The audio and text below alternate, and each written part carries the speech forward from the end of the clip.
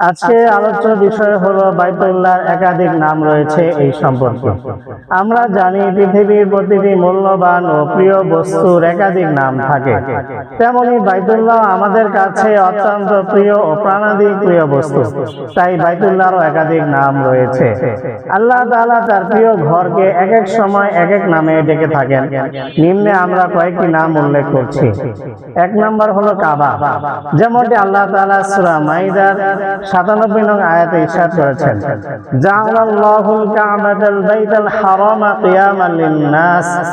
আল্লাহ তাআলা অতি মর্যাদাবান ঘর সম্মানিত কাবাকে মানুষের নিরাপত্তা ও প্রতিষ্ঠার মাধ্যম বানিয়েছেন। ওয়াশ-শাহরাল হারামা ওয়াল হাদিয়া ওয়াল কলাইদ, এবং পবিত্র মাসকে কুরবানির জন্য ও কাবায় পরিহিত পশু ও গলায় মাল্য পরিহিত পশুকে মানুষের নিরাপত্তা প্রতিষ্ঠার মাধ্যম বানিয়েছেন। যালিকা লিতা'লামু আন্নাল্লাহা ইয়া'লামু মা ফিস সামাওয়াতি ওয়া মা ফিল আরদ। এটি এই জন্য যে যেন তোমরা জানতে পারো আসমান এবং জমিনে যা কিছু আছে নিশ্চয়ই আল্লাহ তাআলা সবকিছু জানেন। ওয়া আন্নাল্লাহা বিকুল্লি শাইইন আলীম, এবং আল্লাহ তাআলা সব বিষয়ে সম্যক অবগত। দুই নম্বর হলো আল বাইত, যেমনটি আল্লাহ তাআলা সূরা বাকারা 125 নং আয়াতে ইরশাদ করেছেন, ওয়া ইয জাআলনাল বাইতা মাসাবাতাল লিন-নাসি ওয়া আমনা, এবং সেই সময়কে স্মরণ করুন যখন কাবাকে মানব জাতির সম্মিলন খ্যাত নিরাপত্তা স্থল করেছিলাম।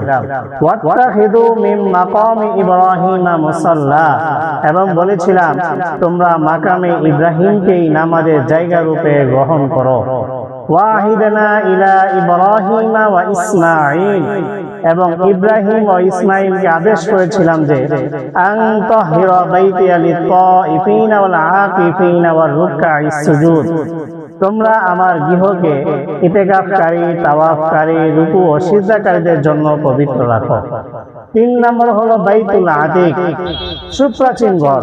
আল্লাহ তাআলা সূরা হজের 29 নং আয়াতে ইরশাদ করেছেন, সুম্মা লিয়াকযু তাফাফাহুম, অতঃপর তারা যেন তাদের অপরিচ্ছন্নতা দূর করে, ওয়াল ইউফু নুযুরাহুম, এবং তাদের মান্যত পূরণ করে, ওয়াল ইয়াতাওয়াফু বিল বাইতিল আতিক, এবং তাওয়াফ করে সুপ্রাচীন ঘর কাবা গৃহে। 4 নম্বর হলো বাইতুল মুহাররম, 5 নম্বর হলো বাইতুল হারাম।